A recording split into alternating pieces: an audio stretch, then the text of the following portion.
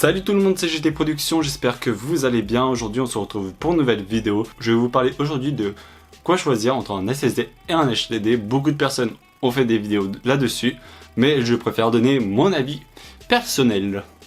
Donc du coup, la différence entre un HDD et un SSD. Donc un HDD c'est un disque dur, alors qu'un SSD c'est pas un disque dur. Donc déjà commençons par un HDD, c'est un disque qui va tout le temps tourner. Et donc du coup, ça se raye.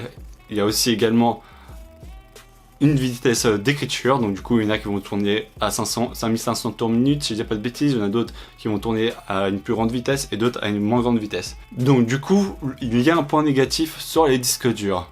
Bien entendu, ça fait très bien l'affaire pour jouer à des jeux du style GTA V, Need for Speed. J'ai jamais eu de problème là-dessus.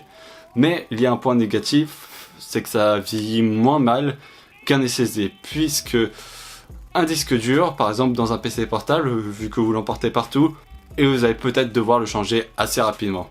Alors qu'un SSD, ça ressemble plus ou moins à une barrette de RAM, enfin je parle plutôt pour les M2, et SATA, j'en ai jamais vu en vrai, donc du coup je vous donnerai mon avis plus sur les SSD M2. Donc, comme je le disais, ça ressemble à une barrette de RAM.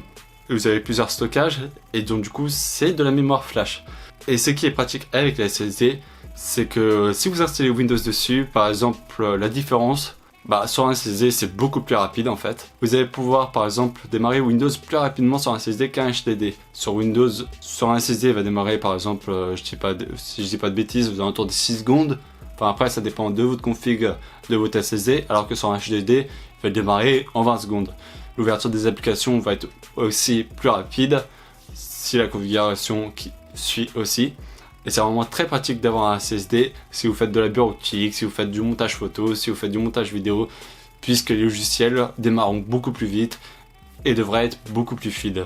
Du coup j'espère que cette vidéo t'aura plu. J'ai peut-être dit des bêtises sur cette vidéo puisque je ne m'y connais pas vraiment en termes de disque HDD et de disque SSD, mais bon, n'hésite pas à me le dire dans les commentaires si cette vidéo t'aura plu. N'hésite pas également à t'abonner, à liker et à commenter.